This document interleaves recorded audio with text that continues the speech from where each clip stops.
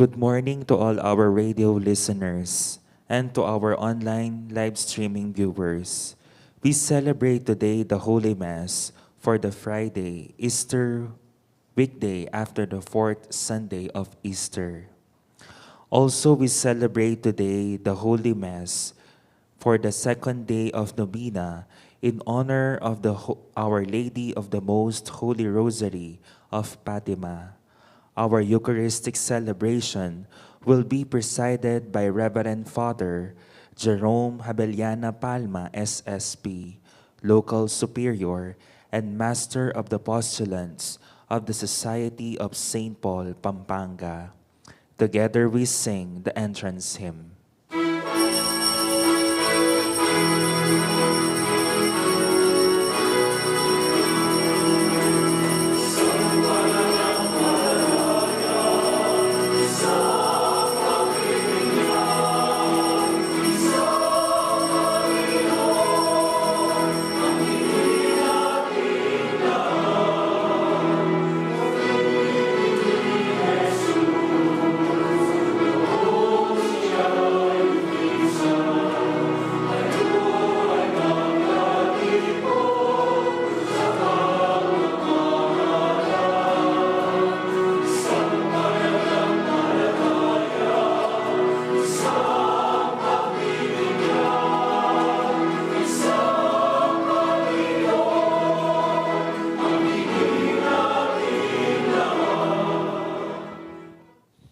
In the name of the Father, and of the Son, and of the Holy Spirit. Amen. The grace of our Lord Jesus Christ, and the love of God, and the communion of the Holy Spirit be with you all. And with your spirit. My dear brothers and sisters, welcome to our Eucharistic celebration.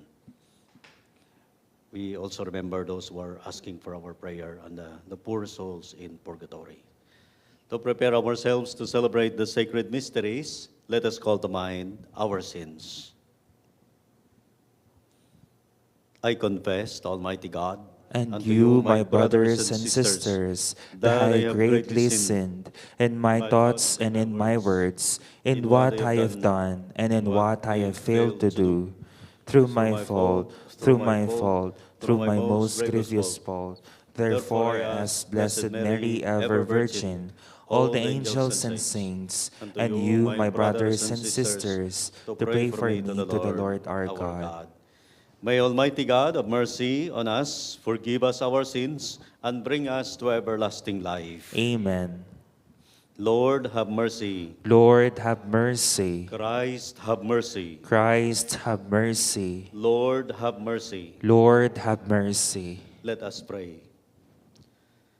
O God, author of our freedom and of our salvation, listen to the voice of our pleading, and grant that those you have redeemed by the shedding of your Son's blood may have life through you, and under your protection rejoice forever unharmed. Through our Lord Jesus Christ, your Son, who lives and reigns with you in the unity of the Holy Spirit, God forever and ever. Amen. Let us listen to the word of the Lord.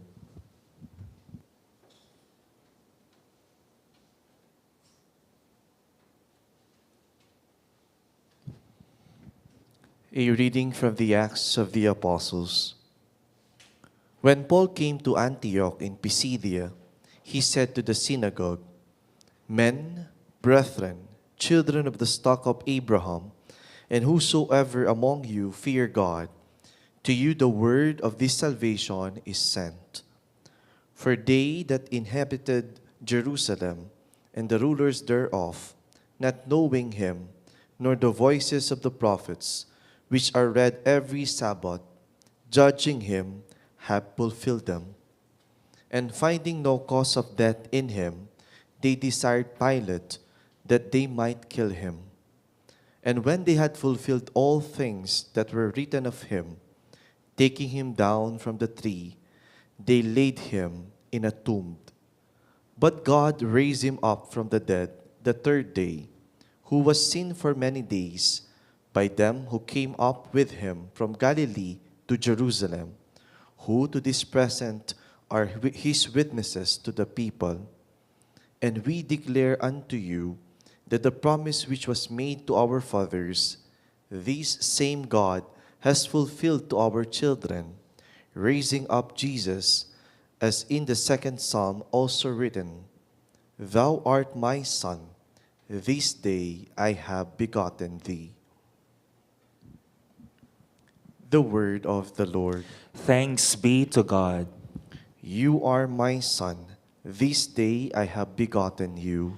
You are my Son, this day I have begotten you. I myself have set up my King on Zion, my holy mountain. I will proclaim the decree of the Lord. The Lord said to me, You are my Son, this day I have begotten you. You are my Son, this day I have begotten you. Ask of me, and I will give you the nations for my inheritance, and the ends of the earth for your possession. You shall rule them with an iron rod. You shall shatter them like an earthen dish. You are my Son, this day I have begotten you. And now, O kings, give heed. Take warning, you rulers of the earth. Serve the Lord with fear, and rejoice before him. With trembling rejoice. You are my Son, this day I have begotten you. Let us honor the Holy Gospel.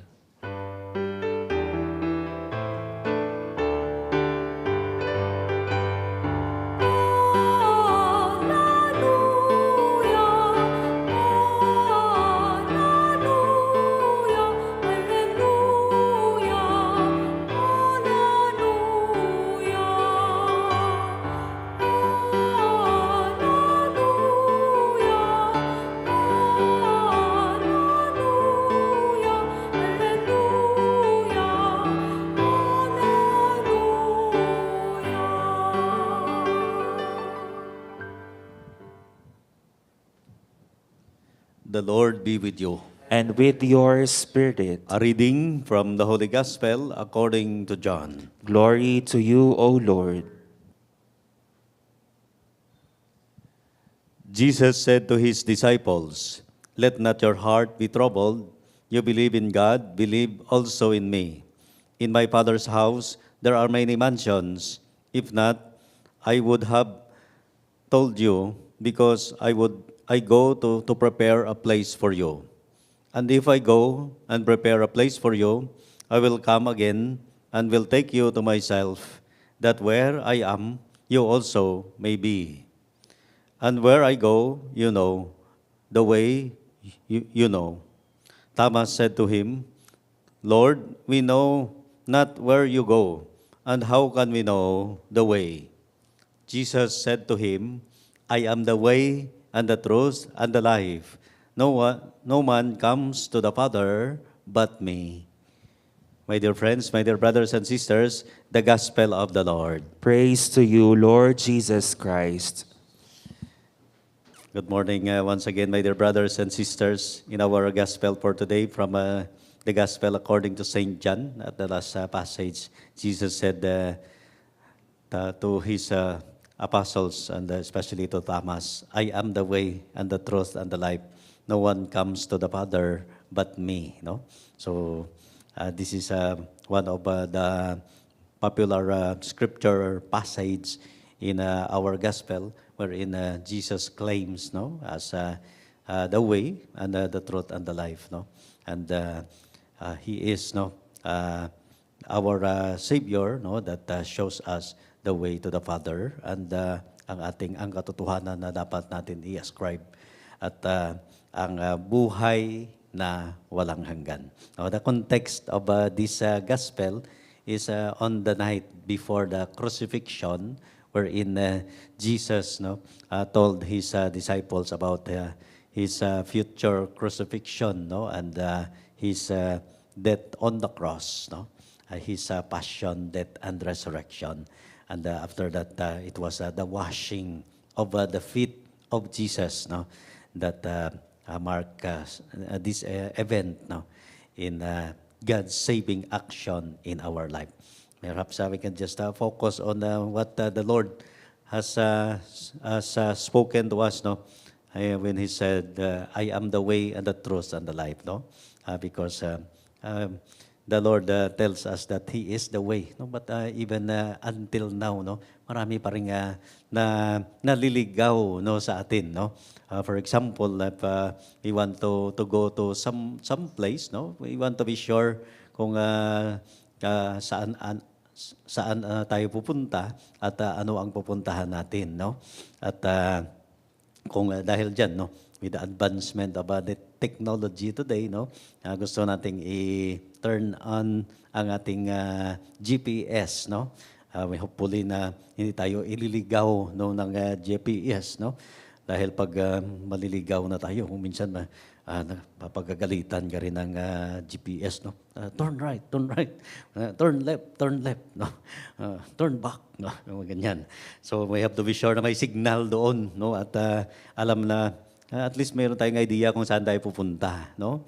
Pero nung mga unang araw, wala pang mga GPS na yan. Talagang magtatanong ka no, kung saan halimbawa naliligaw ka, no? Pero ang mga lalaki hindi masanay na magtanong, no? So kung minsan yon sila ang mga palaging naliligaw, no? At sabi nila pag naliligaw ka na, dapat ay baliktarin mo ang iyong damit, no? para sabi hindi ka na maligaw. Tapos mahantungan mo kung saan yung paroroonan, no? Pero kung minsan, no, hindi mo pa rin alam kung saan ka pupunta, no? So araw-araw na lamang ay baliktad ang iyong damit, no? So ayaw natin na mangyari yan sa atin. That is why we have to turn to Jesus, no? That although no, itong kanyang sinasabi na walang point of reference kung saan tayo pupunta o kaya saan lugar pupunta. But no, we are assured no that we are going to the Father. We are going to heaven. We are going to sa patutunguhan no ng ating kaluluwa and the sure way towards God no in our life.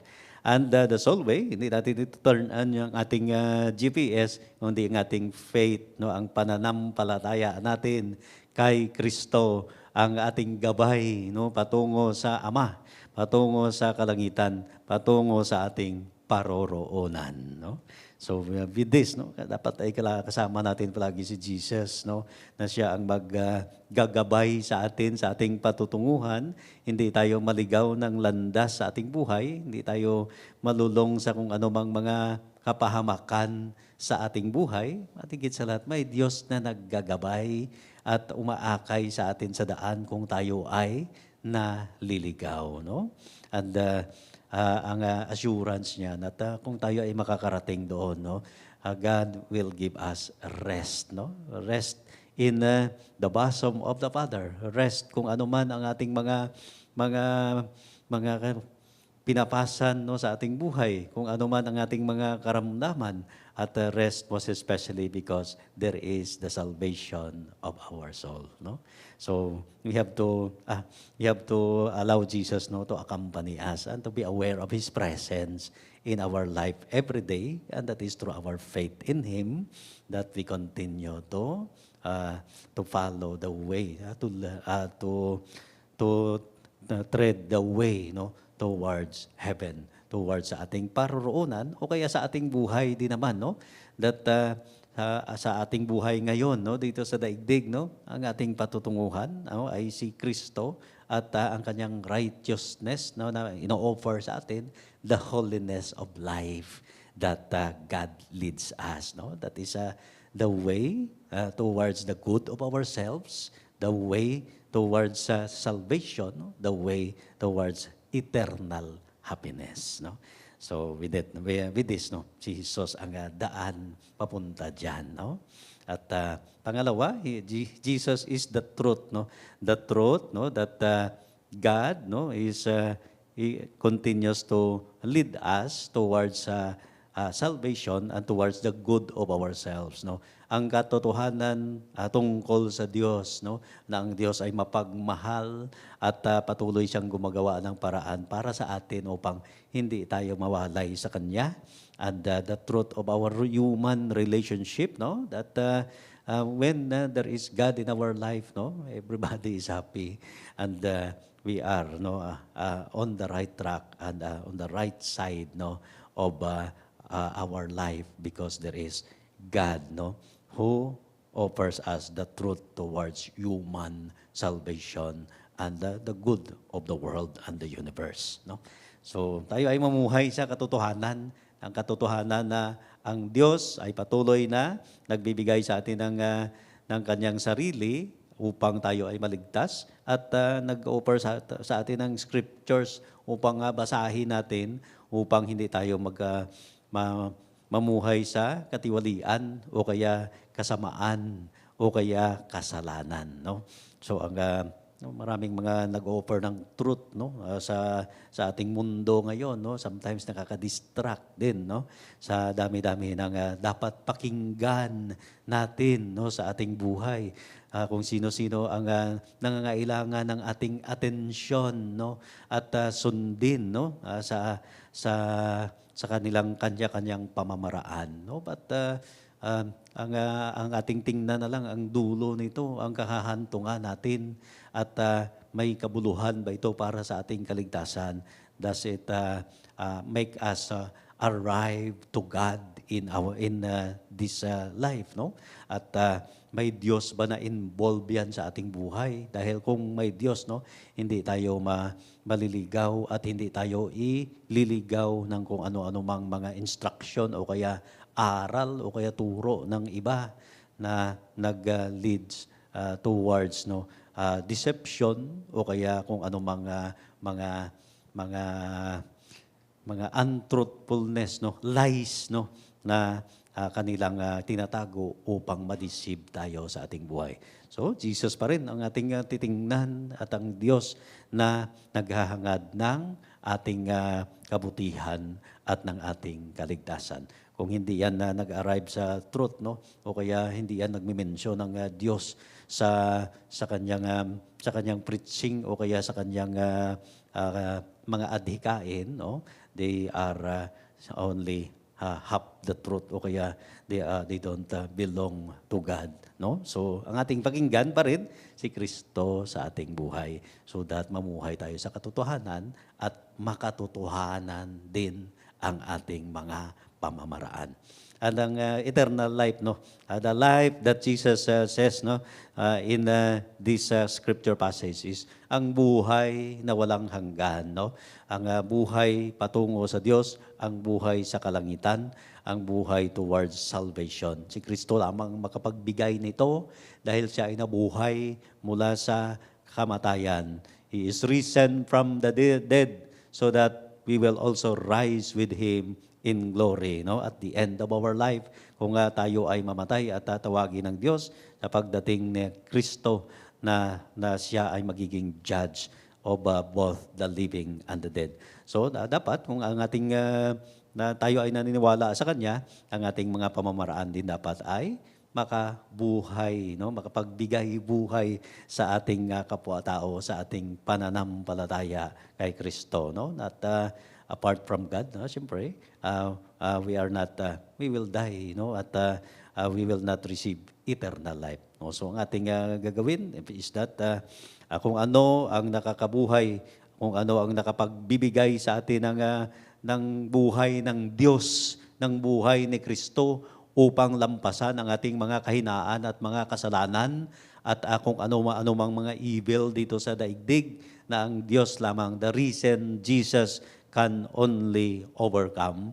And because of that, He shares His victory para sa atin, para kaya din nating lampasan ang ating mga sarili na kung minsan ay nalululong sa kasalanan o kung minsan gusto nating ilagay ang ating sarili sa kapahamakan. Kung tayo ay nagmamahal sa Diyos at may paniniwala sa Kanya, there is always life in our ways, because it is doing the mission of God in this life.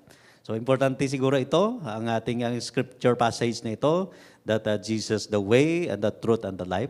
Dahil kung minsan, likas tayo ng mga tao na suwail, gusto nating magiging pasaway tayo. We want to oppose, no, for just for the sake of opposing. We just want to ask questions na kung minsan ay wala namang kabuluhan, no, sa ating kaligtasan and many other things na it displays the waywardness of our sinful human nature na magiging makasarili tayo o kaya ang sarili natin ang ating sundin, no, sa buhay na ito. So gusto natin ni Kristo na iwasan natin yan.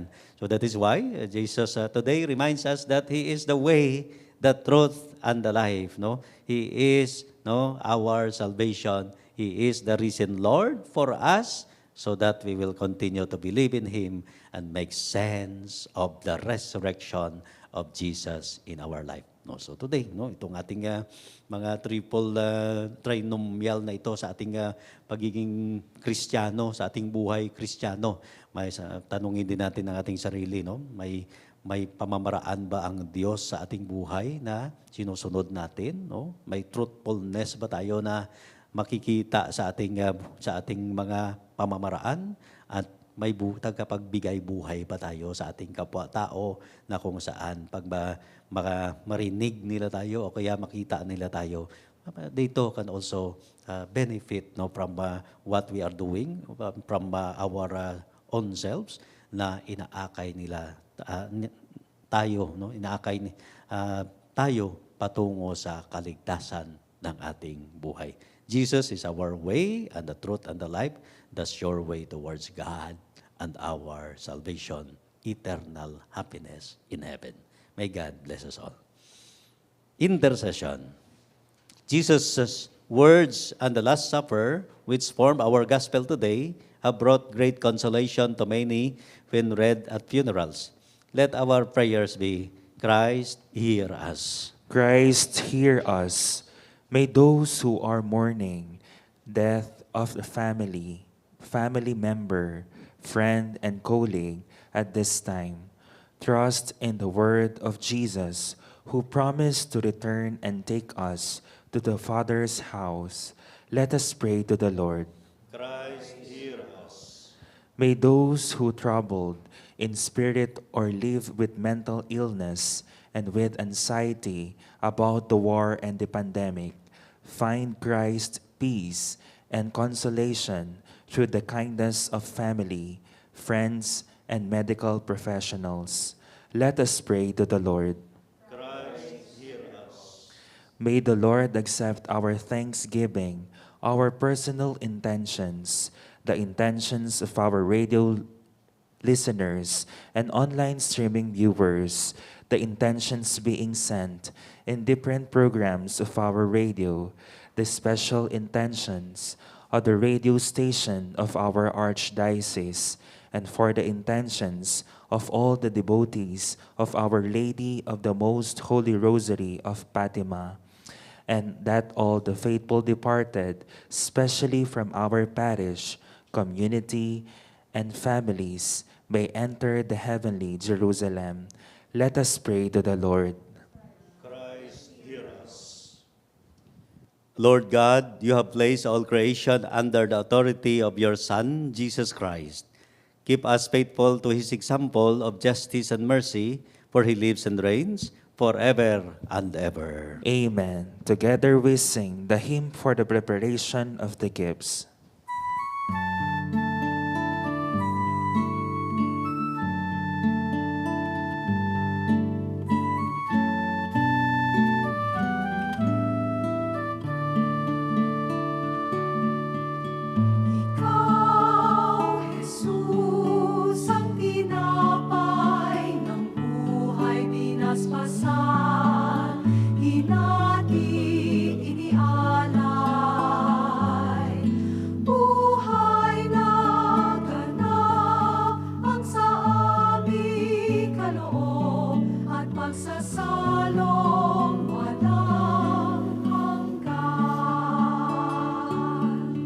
Basbasan ang buhay naming handog, naway matulad sa pag-aalay mo.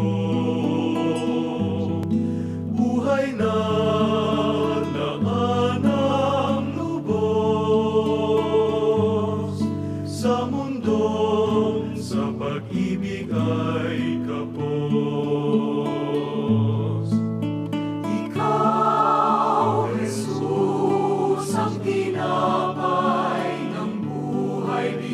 Sasabi natin inialay,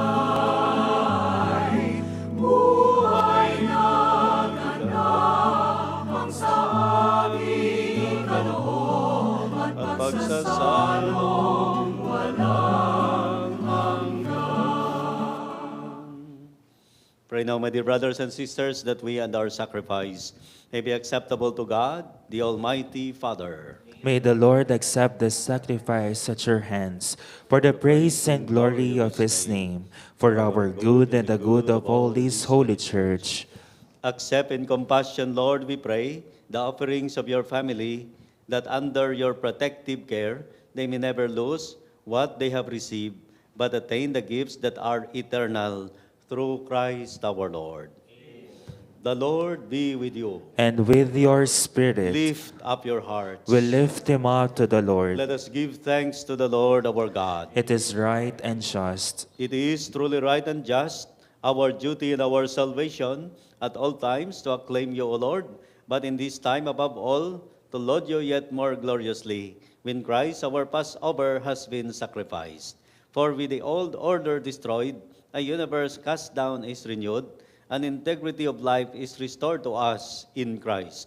Therefore, overcome with paschal joy, every land, every people exalts in your praise, and even the heavenly powers with the angelic hosts sing together the unending hymn of your glory as they acclaim.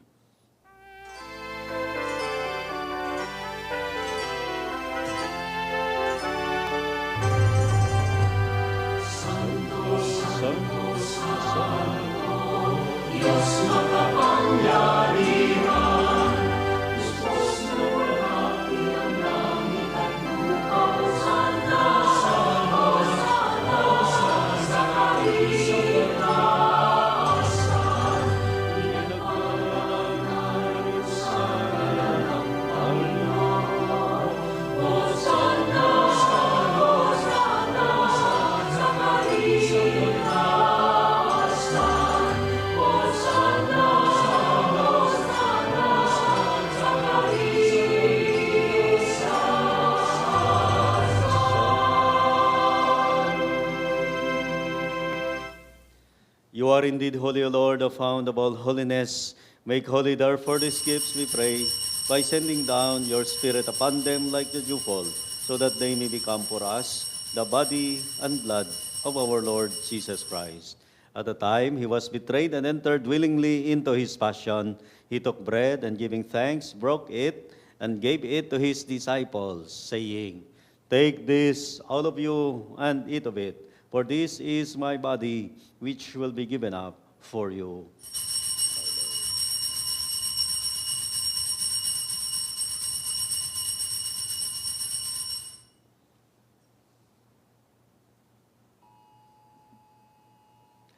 In a similar way, when supper was ended, he took the chalice, and once more giving thanks, he gave it to his disciples, saying, "Take this, all of you, and drink from it. For this is the chalice of my blood, the blood of the new and eternal covenant, which will be poured out for you and for many for the forgiveness of sins. Do this in memory of me."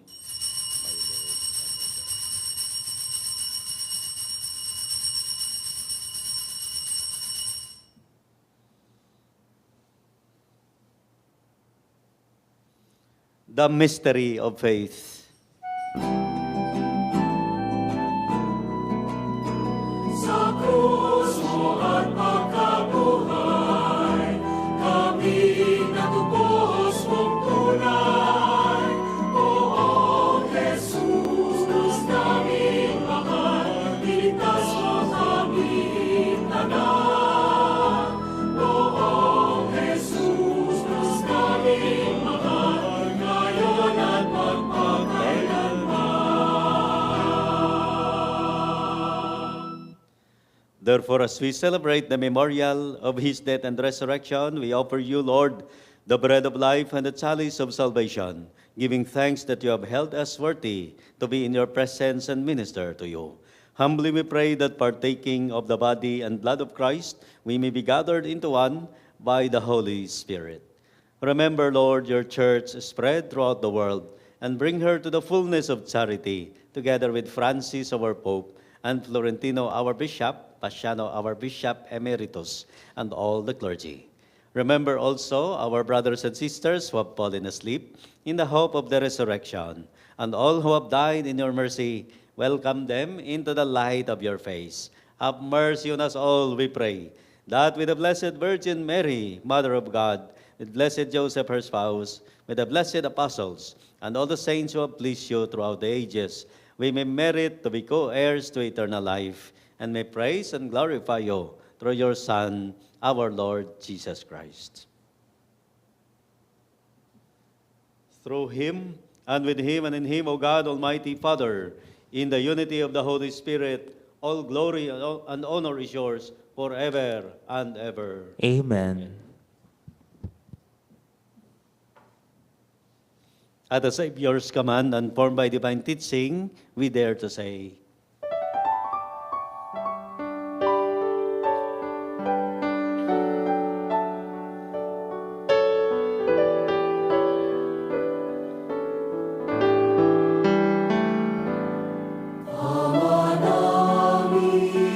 Sumasalangit ka sa mahinang ngalan mo, mapasa amin ang kaharian mo, sundin ang loob mo, dito sa lupa para ng sa langit. Bigyan mo po kami ngayon ng aming kakainin sa araw-araw at patawarin mo kami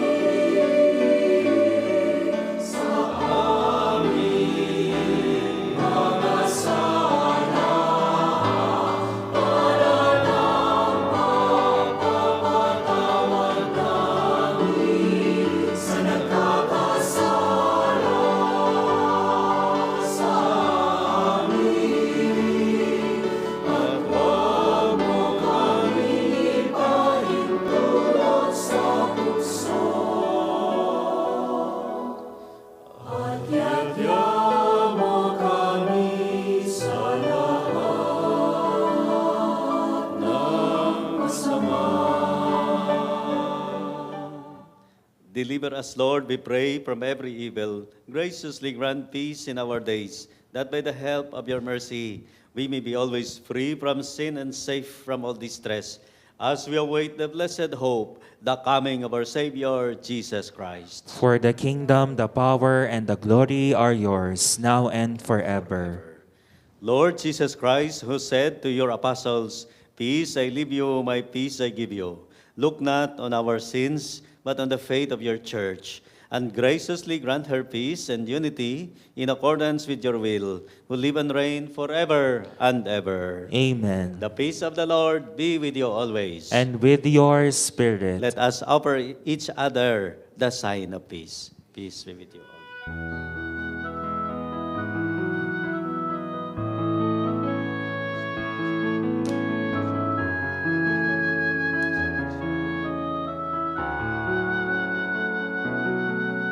Cordero ng Diyos na nag-aalis ng mga kasalanan ng mundo,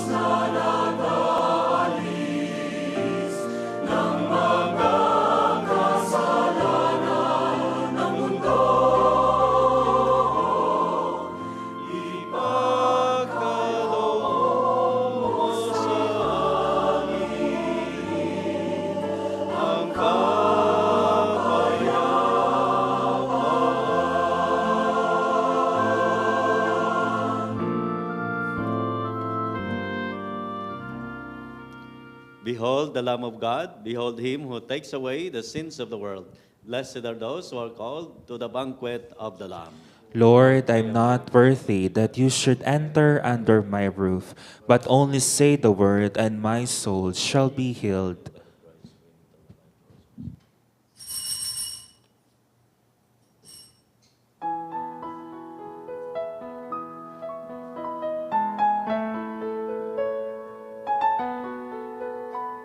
Ang sinumang sa aking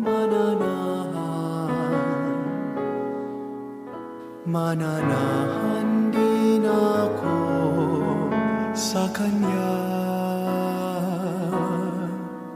At kung siya'y mamunga ng masagana, siya sa ama'y nagbigay ng karangalan. Ngayon kayo'y aking kaibigan, hinango sa dilim at kababaan. Ang kaibiga'y mag-aalay ng sarili niyang buhay, walang hihigit sa yaring pag-aalay.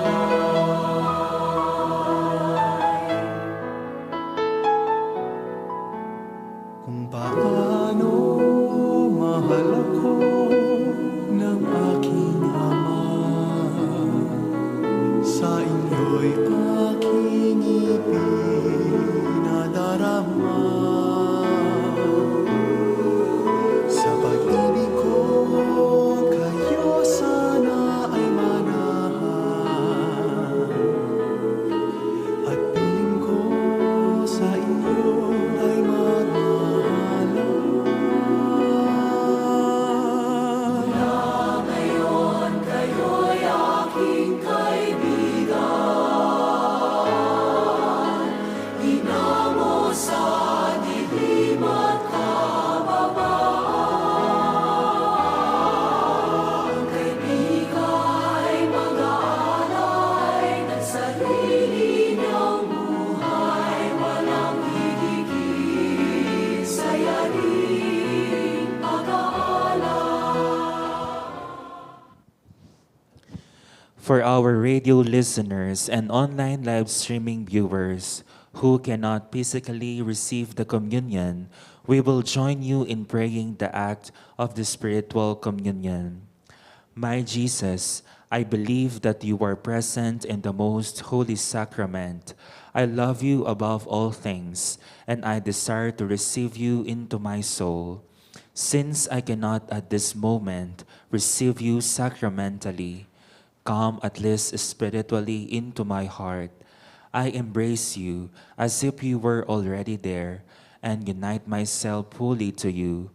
Never permit me to be separated from you. Amen.